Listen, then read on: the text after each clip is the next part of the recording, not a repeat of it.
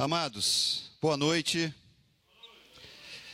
Abra sua Bíblia em Eclesiastes.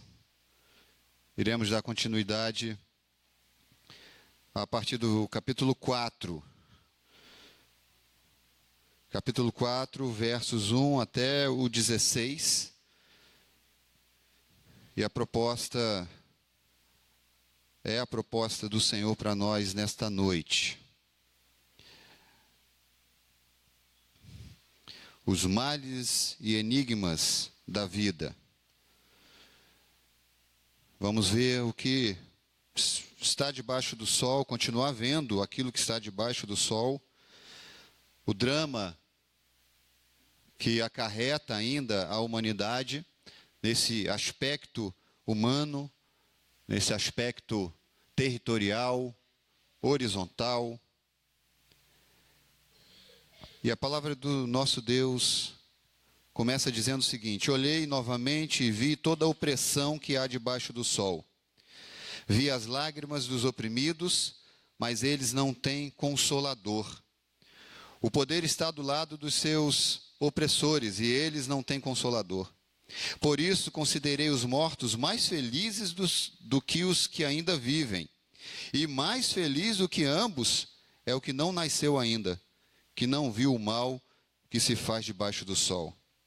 Também vi que todo trabalho e todo êxito procedem da inveja entre as pessoas. Isso também é ilusão e perseguir o vento. O tolo cruza os braços e come a própria carne. Melhor é ter um punhado com tranquilidade do que as duas mãos cheias à custa de muito trabalho e de perseguir o vento. Outra vez olhei e vi mais um absurdo debaixo do sol. É o caso daquele que, não tendo parente, nem filho, nem irmãos, ou nem irmão, não para de trabalhar. No entanto, seus olhos não se satisfazem com as riquezas. Ele não pergunta: para quem estou trabalhando? Por que não desfruto de nada?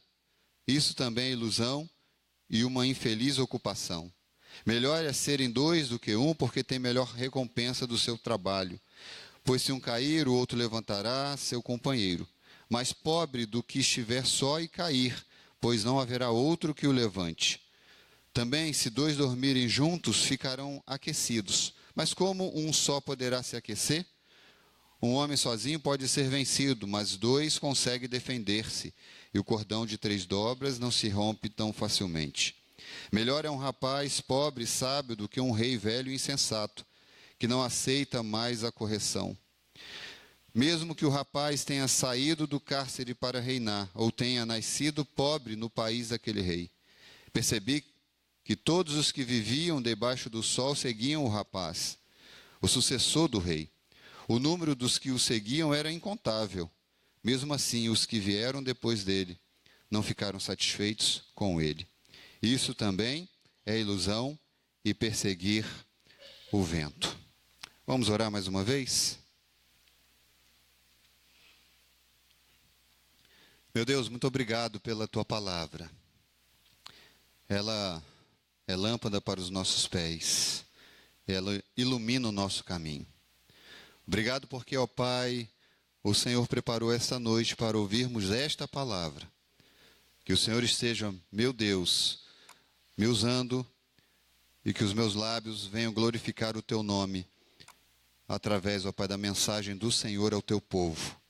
Por favor, ó Pai, leva as nossas mentes e o nosso coração inclinados para o Senhor e que possamos sair deste lugar edificados pela Tua palavra. No nome de Jesus que nós oramos. Amém e amém. Irmãos, como eu disse, nós estamos vendo com a experiência e aquilo que Salomão tem nos mostrado neste livro de Eclesiastes sobre o que ele viu, percebeu ao longo de toda a sua vida. Ele então, numa certa idade, passa a escrever e a colocar para que, através das letras, chegasse até nós as suas experiências e aquilo que ele viveu, até mesmo de ruim. Aquilo que ele viveu quando ele esteve à beira de um colapso, e por que não dizer, vez por outra, enfiando o pé na jaca, não é? E se deixando levar mesmo pelas concupiscências, pelos prazeres desse mundo, em busca de um sentido para a vida. O que Salomão está nos mostrando é que em todo tempo ele queria ter um sentido na vida. E esse livro é tão forte, é tão real, fala tanto ao nosso coração, porque ele parece que foi escrito para nós, no nosso tempo. E, na verdade, foi escrito também para nós, para o nosso tempo. Mas é interessante como é tão verdadeiro, não é? E tão realístico aquilo que Salomão escreve em Eclesiastes. E ele está, então, analisando a vida a partir daquilo que é terreno. E ele usa muito essa expressão, né, sobre aquilo que está debaixo do sol. E tudo aquilo que está debaixo do sol nós vamos ver hoje sobre as maldades, né, os males e os enigmas que existem debaixo do sol. Os males e os sofrimentos que estão debaixo do sol. Aquilo que tem a ver com a minha e com a sua vida. Por isso que, apesar de vivermos nesse aspecto, ou neste mundo caído, nós precisamos viver em comunidade. O texto vai falar também um pouco sobre isso. Viver em comunhão uns com os outros. E dentro dessa comunhão, vivermos também satisfeitos com aquilo que o Senhor tem nos dado. E nessa satisfação, nós precisamos, então, sermos gratos e também ter um coração disposto a aprender. Tudo isso nós vamos ver aqui nessa porção de hoje, do capítulo 4 de Eclesiastes. Primeiros versos eu quero ver com você do 1 ao 3. Salomão está falando sobre o mundo caído. A maldade sempre se fará presente dentro deste mundo caído. A maldade, ela faz parte desde a queda e vai fazer parte da humanidade até a redenção plena e completa, até o momento de glorificação, onde o ser humano será resgatado, aqueles que estão em Cristo, e viverão eternamente com Ele. E aí sim, a maldade não vai existir mais nesse novo mundo, a iniquidade não vai existir mais nesse novo mundo, e este novo mundo, ele não vai ser caído. Salomão, então, aqui nos mostra essa verdade. Ele já havia pincelado sobre essa maldade debaixo do sol em textos anteriores. Por exemplo, no capítulo 3, verso 16, ele vai dizer: vi também que debaixo do sol havia a maldade no lugar da retidão.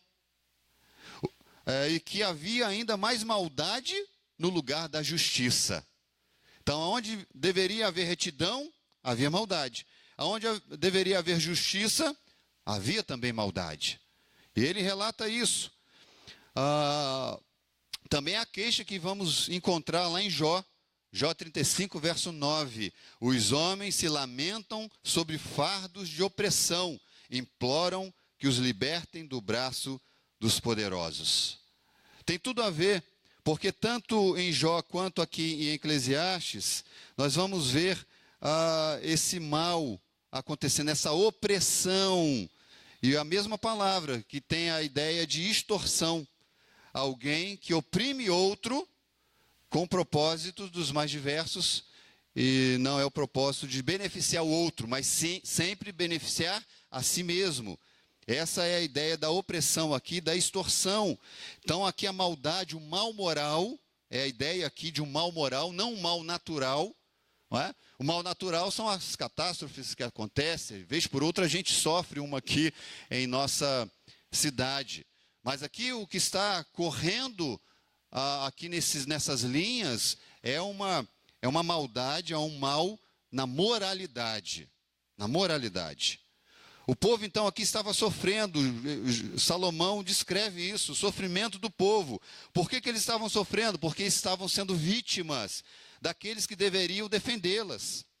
Olha o que ele vai dizer aí: o poder está do lado dos seus opressores. Nessa olhada dele novamente, ele vê a opressão. Verso 1 fala isso, que há debaixo do sol. ele vê as lágrimas, olha só, dos oprimidos, mas eles não têm consolador. O poder está do lado dos seus opressores, e eles não têm consolador. Parece que a gente está vivendo isso aqui, não é? Não é? Aqueles que detêm o poder são os opressores. Aqueles que deveriam nos ajudar, aqueles que deveriam zelar pela comunidade, zelar pela humanidade, eles são aqueles que oprimem a massa.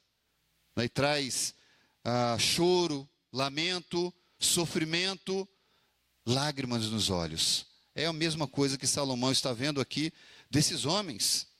O povo sofria, porque os poderosos estavam oprimindo, extorquindo o povo.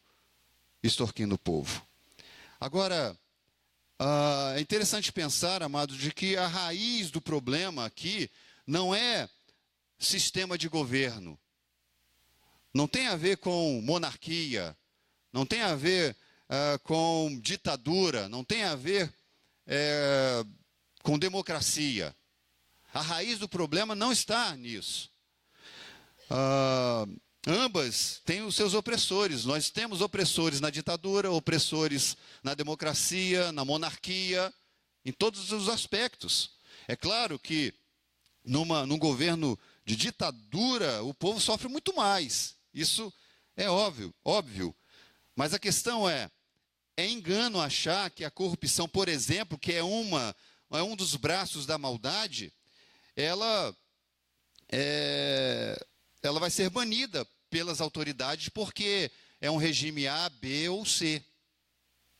A ideia que eu quero trazer para vocês, e vejo isso em Salomão, de que a raiz do problema sempre foi o pecado. E sempre será. Vai sair governo, entrar governo, e o homem continua fazendo as suas maldades. Vai vir gente querendo assumir o governo, se colocando de bonzinho, de aparência estimada, de gravatinha, ou não, não é? A gente tem visto aí o contrário também. Mas no fundo, o problema sempre será o coração do povo, o coração das pessoas. Porque quem está no poder são aqueles que estavam aqui do nosso lado. E tanto eles quanto nós temos o coração inclinado para a maldade. Isso é a verdade. O que faz os homens serem opressores são seus próprios corações pecaminosos. Como eu disse. Paulo, então, nos orienta em 1 Timóteo 2,4 para orarmos pelas autoridades. Ele não vai fazer isso? Mesmo sabendo de tudo isso, que o fundamento de todas as coisas, ou da maldade, vem também do coração de quem está no poder e de quem não está, Paulo nos ensina a orarmos pelos homens que estão exercendo a autoridade. Ele vai dizer que nós devemos orar por eles, pelas autoridades constituídas. Mas eu quero ler o capítulo 2, verso 4, que ele vai falar que deseja que todos os homens sejam salvos e cheguem ao conhecimento da verdade. Quando Paulo fala que nós devemos orar para que tenhamos dias mais tranquilos, a gente não pode deixar de colocar o verso 4, porque o verso 4 vai fazer sentido para esses dias de tranquilidade. Porque se o poderoso não se converter, não for salvo e não conhecer a verdade, ele vai continuar sendo o opressor. Nós temos que orar, sim, clamar por eles, sim, para que Deus faça a obra na vida deles, para que esses dias que nós queremos que sejam melhores, eles venham, mas isso só vai acontecer se esses homens se renderem a Cristo. Caso contrário, vai continuar a mesma coisa. Agora, embora o mundo esteja caído e a maldade se fazendo presente, nós precisamos mudar o nosso coração em relação a tudo isso. Nós precisamos estar bem com Deus e sabermos lidar com o mundo caído. Porque ele sempre será caído até a glorificação. E aí Salomão aqui numa visão ainda limitada, né, dentro desse plano aqui terreno, ele não vê esperança nesse mundo corrompido. Ele vai falar aí para nós. Por isso considerei o quê? Os mortos mais felizes do que os que ainda vivem. Falou, olha, aqueles que morreram agora estão desfrutando de uma felicidade, porque eles deixaram agora de serem oprimidos. Porque o mundo é um caos, o mundo está um caos. Não tem ninguém que console, ele vai dizer isso antes, e por 2 vezes ele fala, ele tem essa expressão para dar uma ênfase, né, de que falta consolo, porque os opressores não querem consolar. E o que faz falta no povo que vive opressão é consolo. O consolo faz total diferença para que o homem e a mulher possam continuar vivendo neste mundo caído, neste mundo que é mau e maldoso. E ele fala, felizes são os mortos que agora não veem mais a maldade acabou para eles. Olha como é que Salomão está, trazendo para nós uma infelicidade tão grande, um desgosto no coração tão grande quando ele olha para o mundo. E às vezes você já sentiu isso também, quando você olha para a humanidade, quando você olha para as reportagens, não é possível que o ser humano tenha capacidade de fazer isso, de fazer aquilo outro. A gente fica de boca aberta em ver como o ser humano tem capacidade de fazer maldade. Maldade. São mulheres que geram filhos e jogam fora, literalmente. Jogam fora, abandonam filhos. Filhos que matam seus pais. Que crueldade. Homens que esquartejam outros homens com naturalidade. Isso que é intrigante isso. Já é intrigante alguém cortar o outro. Agora, com naturalidade e ainda com prazer, aonde vai chegar a humanidade? É o questionamento. Mas ele diz, feliz ainda mais quem nem nasceu. Não é? Quem nem nasceu, aquela pessoa que ainda não teve essa experiência com o mundo. Ele vai falar isso, e mais feliz, né, do que ambos, é o que não nasceu ainda, que não viu o mal que se faz debaixo do sol. Agora, dentro desse quadro, né, melancólico que Salomão nos apresenta, eu pensei naquele texto de Isaías 53, porque nos traz uma esperança, porque ali aponta uma profecia para Jesus, de tantos outros textos que nós temos no Novo Testamento. Esse aqui nos chama muita atenção, porque Jesus também foi oprimido. Isaías 53, 7 vai falar isso, ele foi oprimido e afligido, contudo não abriu a sua boca, como um cordeiro foi levado para o matadouro, e como uma ovelha que diante de seus tosquiadores fica calado, ele não abriu a sua boca. Nós encontramos em Cristo então uma identificação com alguém, com um Senhor que também foi oprimido, que também viveu neste mundo debaixo do sol, e que passou por privações, que passou por opressões, que passou por situações de calamidade. Agora, Romanos 8, 35 e 37, ou A37, quem nos separará do amor de Cristo? Essa é a grande chave para compreendermos este mundo mau e continuarmos perseverantes. Quem nos separará do amor de Cristo? Aí ele vai dizer, Paulo, será tribulação?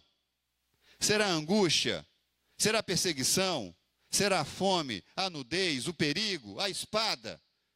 Porque está escrito, por amor de ti, enfrentamos a morte todos os dias. Somos considerados como ovelhas destinadas ao matadouro. Olha a identificação com Isaías 53 também. O Cristo como uma ovelha diante dos seus tosquiadores. Nós somos também ovelhas diante daqueles homens maus, ou dos homens maus, destinados ao matadouro. Mas em todas essas coisas somos mais que vencedores por meio daquele que nos amou. O quadro pode estar terrível. O mundo pode continuar caído e atrocidades virem sobre ele.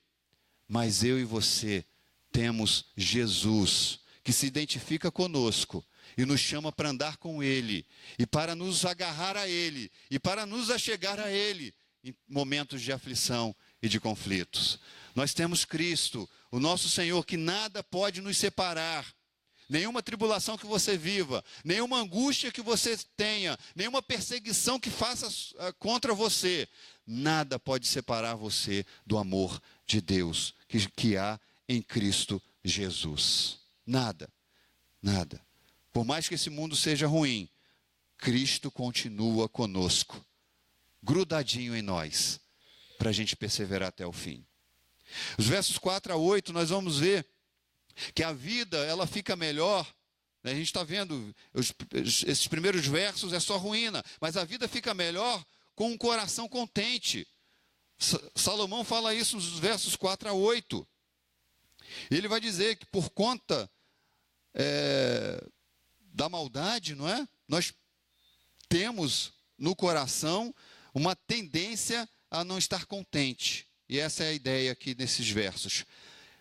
E tudo nós vamos nos refletir, ou vamos nos remeter, né, à queda. Por conta da queda, os homens enxergam o mundo de forma predatória. Escutei essa frase de um pregador e achei muito interessante. Depois da queda, os homens enxergam o mundo de forma predatória. Se no jardim Adão tinha uma vida despreocupada quanto às pressões da vida, após a queda o homem vive preocupado com tudo. Não é verdade? Antes da queda, amados, Adão trabalhava. O trabalho, a gente vai ver sobre o trabalho aqui agora, daqui a pouco, já. O trabalho sempre existiu. Mas antes da queda ele trabalhava, e ele não precisava correr atrás do vento. Não existia isso. Porque a sua alma vivia em paz com Deus. Em paz um com o outro, com Eva, havia uma harmonia. Não havia essa pressão, esse corre-corre, né, que a vida nos apresenta. Aquilo que foi falado no início é verdade, nós precisamos descansar. Vez por outra a gente tem que parar um tempo, porque senão a gente vai fundir. A nossa mente vai ficar fundida e a gente não vai conseguir ter êxito. Aí a gente começa a se preocupar com tudo, trazer o alimento para casa. A gente se preocupa em ter um espaço de destaque na sociedade. Nós nos preocupamos se vamos chegar bem em casa. A gente sai. Agora, nós vamos chegar bem em casa? É uma preocupação que ronda o nosso coração. Se o filho vai vencer na vida. Estamos o tempo todo competindo para nos sobressair a tudo que acontece debaixo do sol. Por isso que a ideia de que o homem enxerga o mundo de forma predatória, porque agora a gente quer vencer. E para vencer a gente vai disputar algumas coisas. Você começa a disputar. Quando criança já há isso, não é? Começa a disputar com o irmão, disputa com o pai, não é? O filho quer a mãe, então vai disputar com o pai, ou vice-versa. Você, se vai fazer uma faculdade, você disputa a vaga com muita gente. A vida passou a ser uma disputa só. Você quer um espaço neste mundo. E por isso, a gente, para ter um espaço, para conquistar alguma coisa, a gente vai tendo que deixar pessoas para trás. Essa é a ideia desse mundo caído. Que a sociedade tem ela de uma forma muito forte. Muito forte. Nós somos ensinados desde cedo que os melhores é que sobressaem ou sobrevivem neste mundo urgente. Por isso que, vez por outra, nós lançamos os nossos filhos na escola e muitas vezes com o pensamento deles serem bem-sucedidos. Para não passar o quê? Necessidade. A nossa preocupação, muitas das vezes, é essa. Ele tem que vencer na vida. Ele não pode ser como fulano de tal. Não pode ser como aquilo que aconteceu comigo. Ele não pode passar as privações que eu passei. Tem que ser melhor. E a gente vai vivendo neste aspecto. Vai aprendendo a viver dessa forma. E nisso, amados, a gente vai buscando sentido na vida. Eu gostei muito do que o Adalberto Rangel falou, não me esqueço. A filha dele estava terminando o ensino médio. Ela precisaria pensar numa faculdade. E ele não forçou a barra para ela ir para a faculdade quando saiu do ensino médio. Não forçou. Deixou ela experimentar viagens missionárias primeiro. E ela ficava afoita, mas o que eu vou fazer? E o pai dela sempre falando, olha, fique tranquila. Continue vivendo a vida, se envolva, né, com o reino de Deus. E ela então foi se envolvendo com o reino de Deus, foi viajando, fazendo viagens missionárias. E aí, quando ela ficou um tempo nessa situação, ela volta então, e aquilo que para muitos é tarde, para ela era o começo de uma faculdade, mas ela já resolvida. Ela sabia muito bem o que Deus queria para ela. E ela foi fazer uma faculdade para complementar o quê? A missão que Deus tinha para a vida dela. Isso é fantástico. Isso é fabuloso. Compreendemos que a gente não precisa ficar correndo atrás do vento como todo mundo corre. O que a gente precisa é descansar em Deus e buscar ter significado na vida a partir dele, da vocação dele para a nossa vida. E aí, Salomão, então, agora ele começa a falar sobre essa questão do trabalho, né? O trabalho, então, agora no verso 4, ele vê também, né, que vi que todo trabalho e todo êxito procedem da inveja entre as pessoas. Isso também é ilusão, é perseguir o vento. O trabalho, então, aqui não é encarado como uma dádiva de Deus, mas como uma oportunidade de saciar seus desejos pecaminosos. Quando nós entramos nesse turbilhão, não é, do urgente, e ainda para piorar, quando nós encaramos o trabalho para saciar os nossos desejos e as nossas vontades, sem olhar para Deus e sem olhar o trabalho como uma dádiva de Deus, nós nos perdemos. Porque ele chegou a uma conclusão de que todo trabalho, nesse aspecto, e todo êxito, procedem da inveja. Olha que triste. E a inveja, então, é querer ter o que o outro tem. Você nem precisa, não é? Mas se o outro tem, eu também preciso ter, ou o que o outro é, eu preciso ser. Então, muito daquilo que a gente empenha a nossa vida é na competição, que eu preciso ter o que o outro tem, ou eu preciso ser o que o outro é. Eu não posso ficar para trás. Eu tenho que ter o meu espaço. Não basta simplesmente ter o suficiente, tem que ter algo além. E aí nós vamos perceber de que para estes que vivem essa correria, nada será satisfatório, porque o seu contentamento está em ter o que Deus não lhe autorizou a ter e ser o que Deus não lhe criou para ser. A crise de muita gente está nisso. Está querendo ser quem Deus não chamou para ser, está querendo ter aquilo que Deus não autorizou você ter. E aí você vai ter contentamento? Jamais.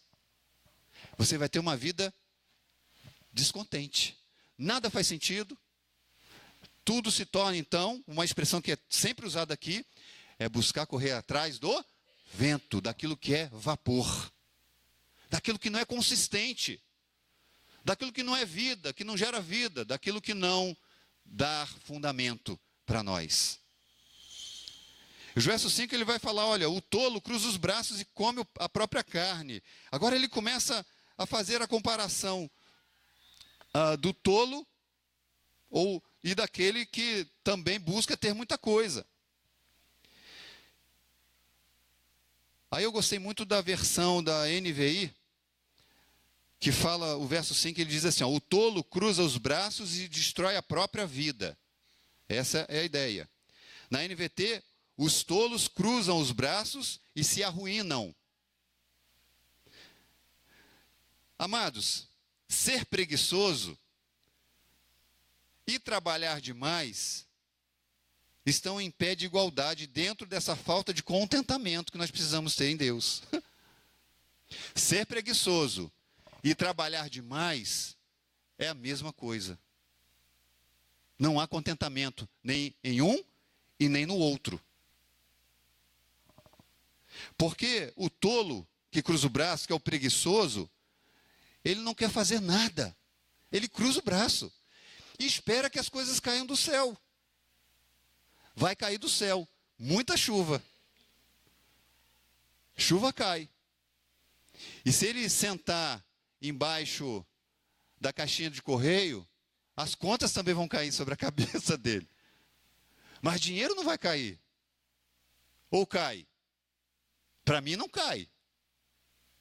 Para você cai, Caio? Também não, não é? Não cai dinheiro. Aí eu lembrei de Provérbios 6:6, para aquele que é preguiçoso. Tem preguiçoso por aí? Graças a Deus que aqui na igreja não tem. Mas olha só, Provérbios 6:6. Vai ter com a formiga, ó preguiçoso. Considera os seus caminhos e ser sábio. Já parou para pensar na formiga? Não é? Ela não para, é o tempo todo trabalhando, trabalhando, trabalhando. E está ali. E a gente, às vezes, quer interromper o trabalho da coitada, né? A gente tira ela, a gente interrompe o caminho dela. Quando mais novo fazia maldade, colocava um peso a mais para ela carregar. Já fizeram isso? O Márcio tem cara de alguém que fez isso. Não é? Botava mais peso sobre a coitadinha, ela carregava. Não fez não, né? Ela carregava. Agora, Provérbios 18:9 vai dizer assim, ó, quem relaxa em seu trabalho é irmão do que o destrói. Meu Deus. Então, ser preguiçoso não é só aquele que não tem trabalho, porque tem muita gente hoje em dia que não tem trabalho, não é porque não quer, é porque realmente não tem, não está tendo trabalho. Mas o cara que não é preguiçoso, ele sai fazendo alguma coisa. Não é? Ele vai capinar um quintal, ele vai vender alguma coisa, ele corre atrás. Né? Ele corre atrás, ele arruma alguma coisa para fazer. Não é? Agora, existem muitos que estão dentro dos trabalhos, ou dentro dos seus serviços, e são preguiçosos também. Eles são relapsos, relaxados com o trabalho. E isso também é pecado. É pecado. No serviço público, meu Deus do céu, eu não vou nem falar nada. Só a misericórdia de Deus. Só a misericórdia. Mas existe também no privado, tem em todo quanto é lugar. Não é? Tem na igreja, não é? Ele chama para trabalhar e o cara morcega. Eu trabalhei, na igreja não tem isso não, mas eu trabalhei, falar em morcego, eu trabalhei lá no Blue Tree, quando era Blue Tree, hoje é outro nome, não vou lembrar. E eu cuidava da parte de limpeza. Eu acho que fiquei um mês só lá. Eu entrava para trabalhar para cuidar de 16, João. Eu entrava, eu só contava com os 5. Os outros 11 eu nunca via mais durante o dia. Só no final, para despedir e ir embora. Eu falei, gente do céu, como é que é isso? Não vejo os caras. E sempre aqueles 5 trabalhando. Né? E os outros sumiam. Porque ali tem uns buracos, ali umas cavernas, né? Ainda mais quando eu estava em obra. O pessoal sumia, né? Sumia naquele lugar. Mas nós, amados, não podemos ser assim. Porque o trabalho, ele precisa glorificar ao Senhor. O trabalho precisa dignificar a Deus, ao nosso Deus. Embora a Bíblia enalteça, né, o trabalho, ela também condena quem trabalha demais. Aí vamos para o outro extremo. Porque quem trabalha demais, geralmente, trabalha por ganância. Trabalha porque quer algo a mais do que necessita.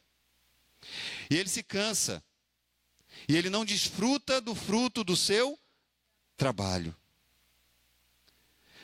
Aí Salomão vai continuar. Melhor é ter um punhado com tranquilidade do que as duas mãos cheias à custa de muito trabalho e de perseguir o vento. É melhor, como diz o pastor de vez em quando, é melhor ter um cadinho, não é? Os mineiros que falam isso. É melhor ter um cadinho numa mão só do que você, sabe, ter as duas cheias, cansado, não tem tempo para você, não tem tempo para a família, não tem tempo de descansar, não tem tempo para nada, só vive para trabalhar, só para trabalhar. E o homem que vive preso na ânsia de ter o que o outro tem, ou vive escravo do trabalho para construir um patrimônio, ele acaba não tendo tempo de qualidade para construir um lar. Já foi falado várias vezes aqui. As pessoas têm construído casas, mas não têm construído um lar. A gente não vê o filho crescer.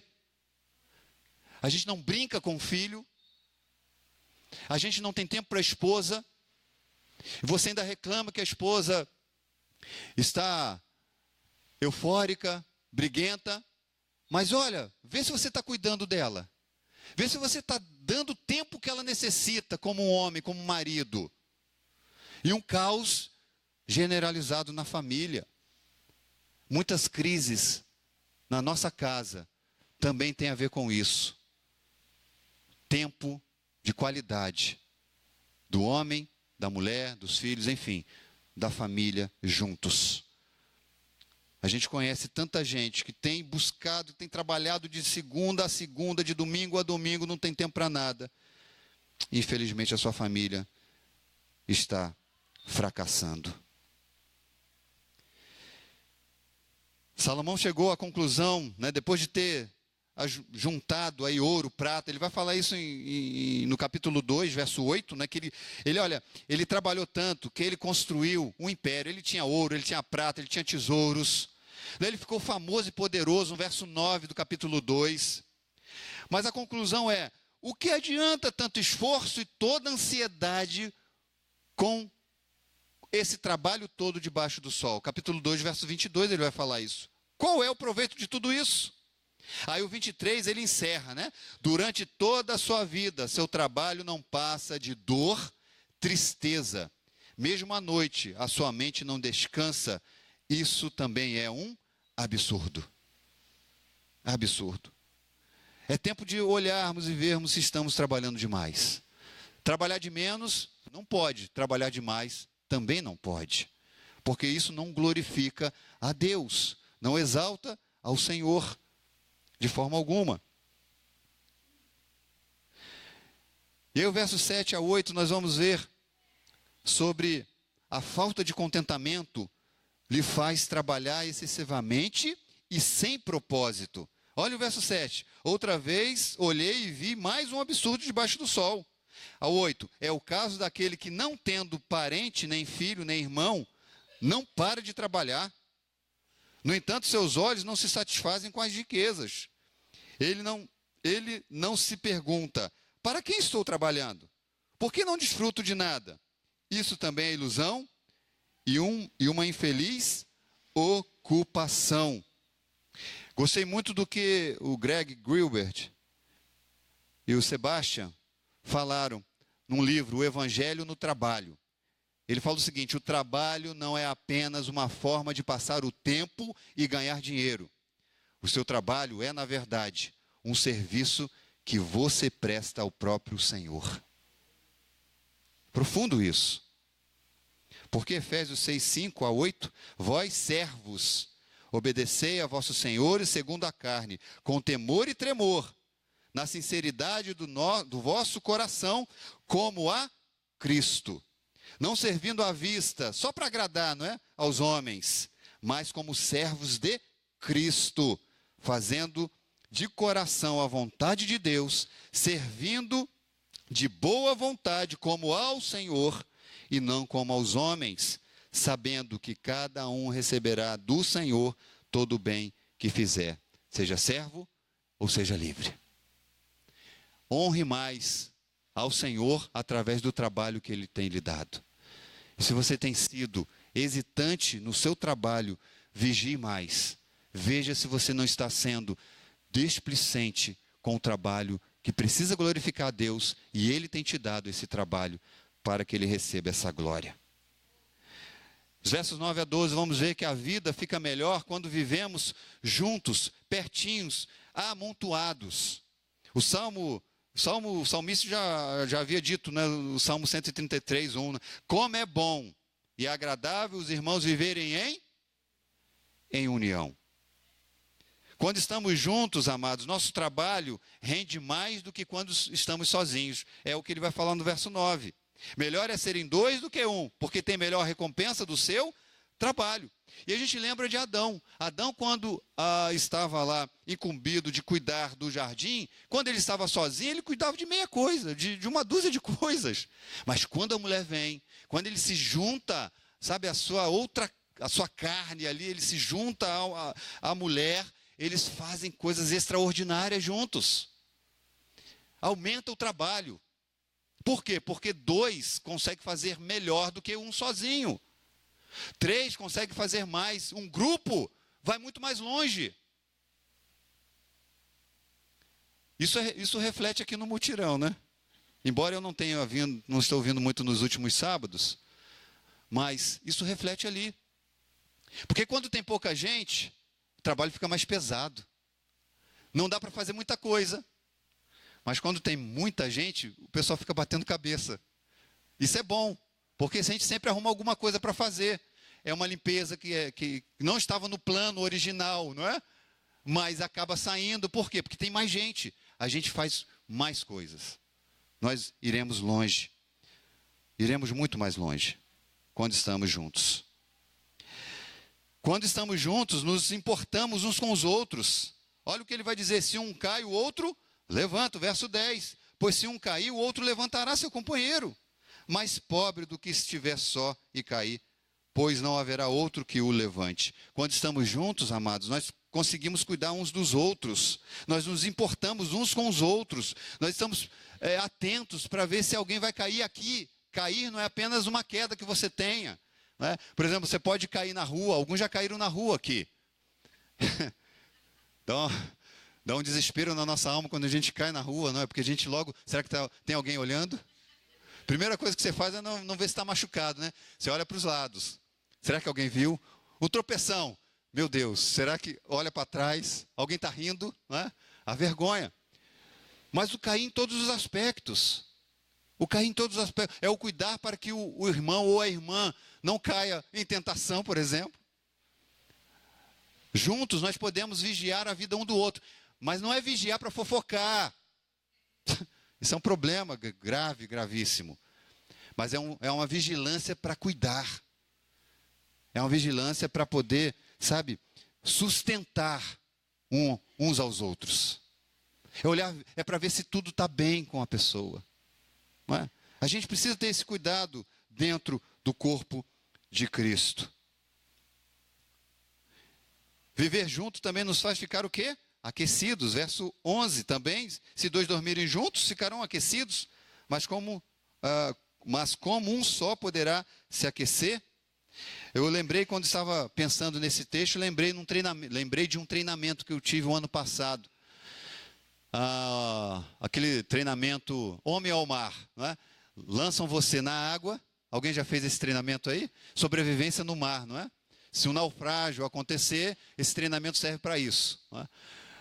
Mas, dentre tantas coisas que a gente aprende lá, uma coisa me chamou muita atenção. A primeira coisa que você faz quando está no mar, num naufrágio, quando você não tem nenhuma ilha perto, quando você está à deriva ali, a primeira coisa é você encontrar as pessoas, para vocês ficarem juntos. E o ficar junto não é apenas para encontrar a pessoa, para saber se ela está viva, mas é para manter todo mundo vivo, por conta do calor humano. Então você aprende estratégias para poder ter o calor do outro ali junto. Isso tem tudo a ver com o que estamos falando. Porque quando estamos juntos, e aqui a ideia, embora a gente use muito para um contexto de casamento, mas aqui não se restringe somente a isso. Tem a ver com companheirismo, com irmandade, com afetividade de irmãos, né? O aquecimento, uns para com os outros. Seja de um agasalho que você não tenha, ou seja de uma alma que está perturbada. Aquecimento uns para com os outros. Nós precisamos disso. Quando estamos juntos, nos protegemos dos inimigos. Verso 12. Um homem sozinho pode ser vencido, mas dois conseguem defender-se e o cordão de 3 dobras não se rompe tão facilmente. Aqui, amados, eu parei para refletir sobre isso, sobre a questão da igreja. A igreja do Senhor era para ser a instituição mais unida na face da terra. O organismo vivo que é a igreja. Mesmo com algumas sendo tão diferentes das outras. Mas de vez por outra nós vemos o contrário acontecer. O contrário, não é? Uma falta de zelo para com o outro, uma difamação para com o outro. Hoje mesmo estava num trabalho ali perto da usina e estive conversando com uma menina que estava lá e ela saiu de uma igreja batista, falou que foi criada desde criança lá. E aí fomos conversando, por que saiu e tal? Aí, porque começou a inclinar para uma direção que não estava sendo legal e tal. E aí ela pegou e falou, a igreja batista é assim. Aí eu, como um bom batista que sou, não é a igreja batista que é assim. É essa igreja batista que é assim. Porque eu conheço o contexto, sei das atrocidades do pastor, enfim. Eu quis o que naquele momento? Quis defender.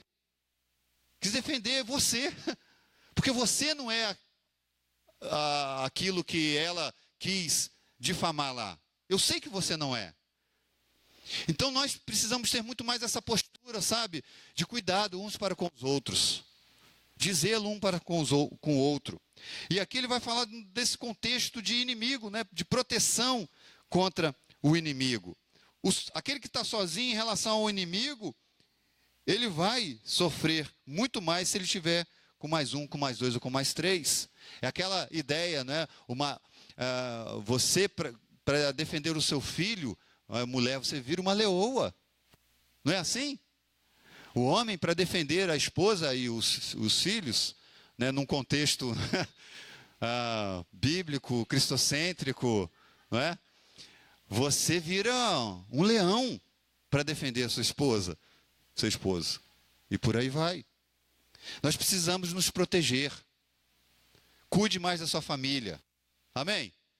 Cuide mais do seu irmão que está do seu lado. Ele pode até estar errado. Mas não deixe o outro bagunçar, não. Se a gente não puder estender a mão de misericórdia, a mão de acusação é que a gente não pode levantar. Nós precisamos cuidar uns dos outros. Às vezes a gente olha, né, escuta que os maçons cuidam uns dos outros. A gente não escuta isso? Eu já escutei várias vezes. Os maçons cuidam uns dos outros. Ninguém passa necessidade. Você não vê. Você escuta falar bem deles. Você escuta falar bem de alguns partidos políticos. Eles são unidos. De alguns, tá? Calma aí. De alguns, são unidos. De algumas empresas que tratam bem seus funcionários, são unidos. Dá gosto de trabalhar lá. Mas por que a gente não tem essa ideia ainda melhorada da igreja? Às vezes a gente escuta falar mal da igreja. A gente tem que mudar isso, amados. E mudar isso não é brigando com as pessoas. Mudar isso significa mudar a mim e mudar a você. Não é ser uma igreja perfeita. Longe, não seremos. Mas precisamos ser uma igreja amorosa que cuida uns dos outros. Isso a gente precisa ser. Porque Jesus é um ser, é um Senhor que cuidou e cuida de nós o tempo todo. Cuida da sua igreja. E Ele é o nosso exemplo maior. O exemplo maior de alguém que não pode andar sozinho. Jesus é o exemplo porque Ele chamou 12 para andar com Ele. Você viu? Jesus, quando começa o seu ministério, amados, Ele já junta um grupo. Ele chamou os 70, os enviou, e eles foram sozinhos? Foram de 2 em 2. E quando a coisa apertava, o que Jesus fazia? Pedro, Tiago, João, vem para perto. Não era assim? Vem para perto. Vamos orar. Ele até chamava para orar, mas eles não oravam, né? Eram bem displicentes. Mas Jesus sempre estava querendo ter comunhão com os seus discípulos. Em Atos, no início da igreja, não vamos ver ninguém desenvolvendo um ministério solitário. Você não vai ver isso em Atos dos Apóstolos. Nós já tivemos pregando aqui Atos todo. E você não vê sempre em grupo, sempre. Atos 1,14, por exemplo, os apóstolos juntos, não é? Após aquele momento ali que Jesus já havia aparecido para eles, eles agora sabiam a missão, e eles então, verso 14 do primeiro capítulo de Atos, fala, e unidos, todos se dedicavam à oração. E unidos. Juntamente com as mulheres, com Maria, a mãe de Jesus, e com os irmãos deles. Em Atos 2,44, olha outra, novamente falando de unidade. Todos os que criam estavam unidos e tinham tudo em comum. Unidade do corpo de Cristo. Agora a pergunta crucial que eu quero fazer para você nessa noite é a seguinte: por que você quer caminhar sozinho? Por quê? Só tem prejuízo isso. Primeiro prejuízo: caminhar sozinho, você vai ficar fraco na fé. Isso é fato. É fato. A sua fé vai desmoronando. Daqui a pouco você não consegue mais, sabe, estar com os irmãos. Escutamos isso numa visita que fizemos. Eu não tenho forças para voltar. Quando você se afasta, e aí abre um leque de possibilidades, de prazeres, para você então agora desfrutar. E a pessoa vai de cabeça em tudo isso. Depois, para voltar, é difícil. Converse com alguém que está nessa situação.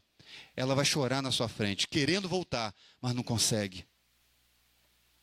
Então, ó, meu irmão, minha irmã, o calo apertou, é mais um motivo para você estar junto. É mais um motivo. Se aproxima.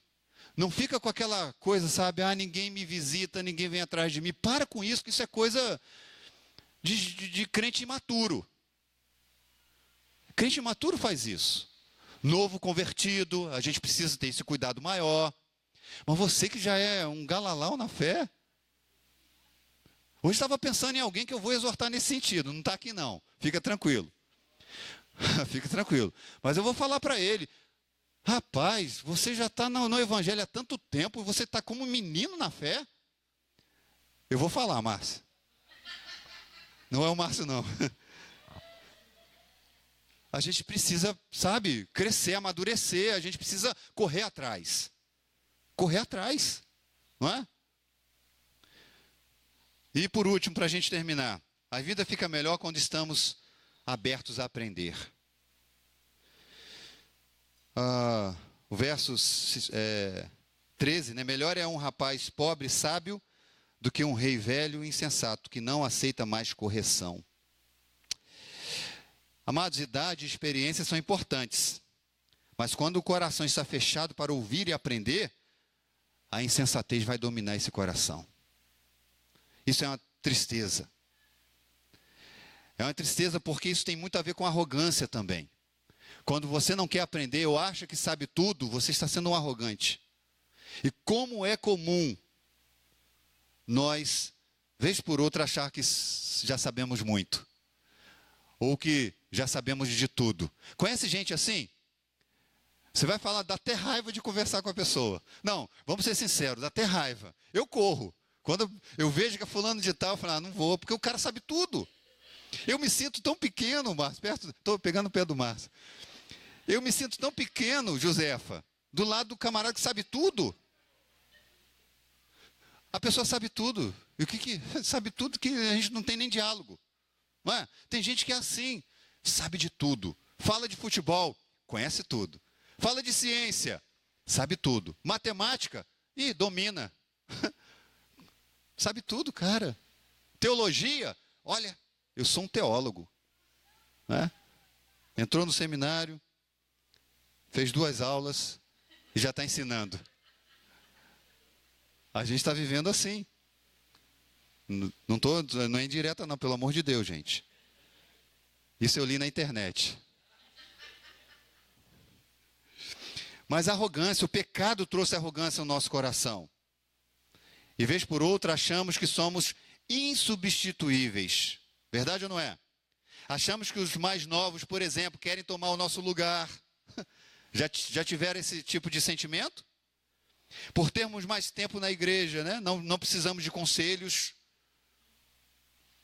Nossa, conselho? Eu tenho mais tempo que você. Você está aqui quanto tempo? 1 ano? Né? Não, você está aqui 2 anos. Quer me dar conselho? E aí nós entramos no caminho da autossuficiência. Irmãos, não tem isso. Dentro do corpo de Cristo, nós ensinamos uns aos outros. Ensinamos uns aos outros.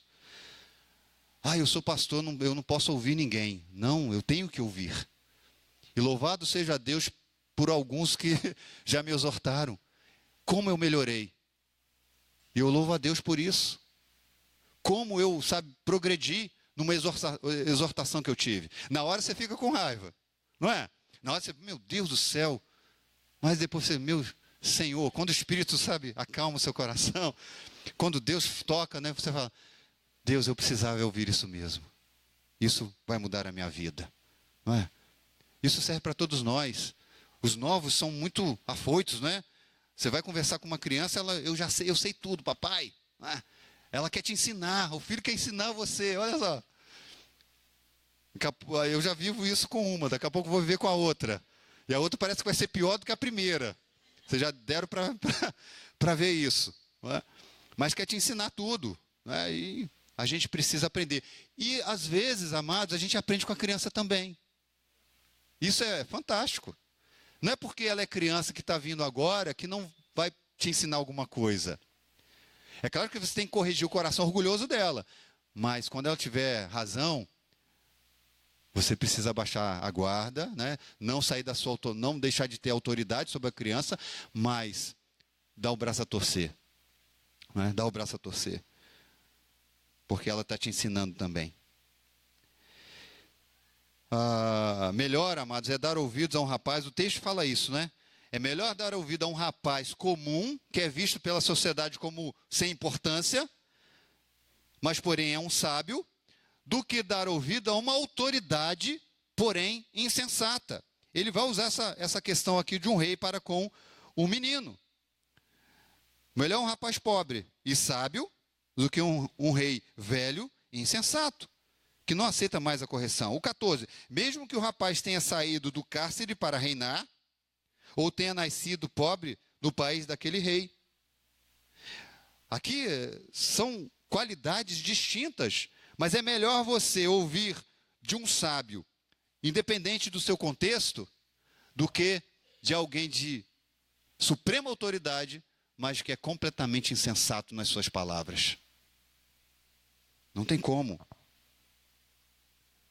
Jesus nos ensina de que nós precisamos sempre optar pela verdade. Sempre. Saia essa verdade da boca de um menino ou não. E aqui eu vejo também, queridos, que nós não vamos agradar a todos. Porque o verso terminando aí, e verso 15, percebi que todos os que viviam debaixo do sol seguiam o rapaz, o sucessor do rei. Esse menino aqui da história é o sucessor do rei. Ao verso 16, o número dos que o seguiam era incontável. Mesmo assim, os que viveram depois dele não ficaram satisfeitos com ele. Isso também é ilusão e perseguir o vento. Eu vi várias colocações acerca desse texto, mas eu gostei dessa direção que eu estou trazendo para os amados nessa noite. Sobre esse ciclo que acontece, não é? Vez por outra. Você é bem sucedido quando você está iniciando, mas depois você se torna alguém descartável. Por quê? Porque aqueles que vêm depois de você para assumir te criticam. Eu achei isso interessante aqui, sobre essa coisa de querer agradar a todos. Nós não iremos conseguir agradar a todos. Não vamos. O próprio Senhor Jesus não agradou a todos. Muito menos nós iremos fazê-lo.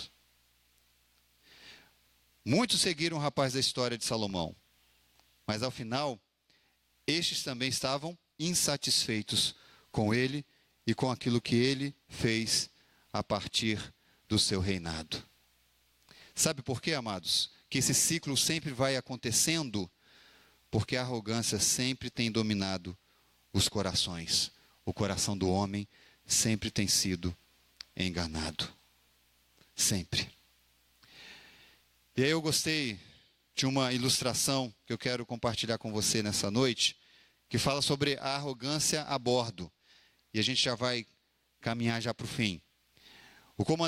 O diálogo abaixo que eu vou descrever, não é, conta uma história verídica, foi considerada verídica, e teria acontecido aí no ano de 1951, entre um navio militar estrangeiro e as autoridades costeiras do Canadá, numa noite com muita neblina.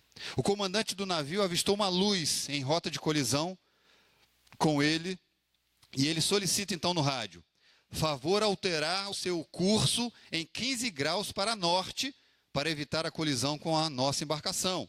Essa foi a ordem do comandante. Os canadenses responderam de pronto: recomendamos mudar o seu curso 15 graus para sul. O comandante ficou mordido com isso. Militar, não é? Militar. Recomendamos mudar o seu curso 15 graus para sul para evitar a colisão. O capitão ficou então alterado, berrou ao microfone. Fique sabendo, ele fala, que o meu navio é um porta-aviões. Estou acompanhado de destroyers, de fragatas. Exigimos que vocês mudem o seu curso 15 graus para norte imediatamente. Aí o canadense calmamente respondeu: isso é impossível, senhor. Nós somos um farol, estamos um rochedo. Depois de um breve e constrangedor silêncio, o canadense repetiu calmamente: recomendamos que o senhor mude o curso a 15 graus para sul. Aí a conversa cessou, não é? Mas, vez por outra, nós somos assim, não é? A gente usa dessa arrogância. Porque a gente tem alguma autoridade, né, que Deus nos deu ou nos dá. Né? Deus nos dá autoridade o tempo todo. Quando você casa, quando você tem filhos, quando você é um chefe em algum lugar, quando você é ministro na igreja, quando você, enfim, é líder de alguma coisa, você é líder. Não é? E às vezes a gente chama isso para si e traz para uma arrogância tão grande que a gente começa, sabe, a menosprezar as pessoas. Sabe, a jogar as pessoas de lado, de escanteio. Salomão termina aqui falando sobre isso. E a gente precisa compreender como está o nosso coração. Como está o nosso coração? Porque se nosso coração não estiver inclinado para Deus, se não estiver, sabe, absorvido pela graça do Senhor, nós não vamos, sabe, fazer diferença nesse mundo caído. Ele vai nos engolir. Nós não vamos nutrir o contentamento no nosso coração. Nós sempre queremos mais e mais e mais. Nós vamos viver, sabe, durões nas nossas convicções, achando que sabemos tudo. E nós não sabemos tudo. Nós precisamos sempre aprender. Nós iremos ser, me desculpe a expressão, nós iremos ser inúteis. Inúteis. Que o Senhor não nos veja como inúteis, mas que o Senhor olhe para nós nessa noite e veja que nós, aqui homens e mulheres, que precisam reconhecer de que aquilo que Deus nos deu já é suficiente para vivermos. Eu não preciso sacrificar minha família, não preciso sacrificar a obra de Deus em prol de trabalho nenhum. Eu preciso estar contente com aquilo que Deus tem me dado. Assim como eu também não posso ser um preguiçoso, achando que, usando de jeitinhos, isso está surtindo algum efeito na minha vida. Não está. Isso está trazendo lástima no nosso coração. Então vamos orar, amados. Vamos pedir ao Senhor que nos ajude. Nos ajude a estarmos ajustados com aquilo que Ele falou ao nosso coração nessa noite. Senhor, muito obrigado pela Tua palavra. Obrigado porque ela fala poderosamente ao nosso coração. Obrigado, Senhor, porque mesmo estando debaixo desse mundo tão caótico e caído, nós podemos viver nele sendo satisfeitos pelo Senhor. O tempo inteiro se satisfazendo em Ti, Senhor. Somente em Ti. Vivendo para glorificar o Teu nome, trabalhando para glorificar o Teu nome, vivendo em unidade para glorificar o Teu nome, cuidando para não desviar para a direita nem para a esquerda, para glorificar o Teu nome, em todo o tempo dependendo do Senhor. Ó Deus, nós somos dependentes inteiramente do Senhor. Se não for o Senhor, ó Pai, sobre nós, nós iríamos, e nós somos capazes de fazer tantas coisas ruins, ó Pai.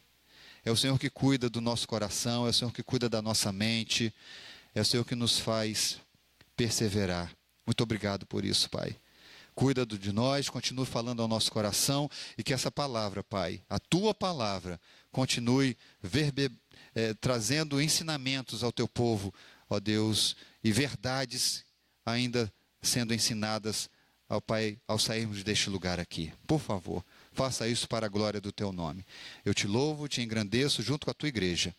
Muito obrigado pelo tempo precioso que passamos aqui e louvamos o Teu nome no nome de Jesus. Amém e amém. Ore silenciosamente. Depois do culto temos aquela cantina especial ali atrás e que Deus continue abençoando a sua vida.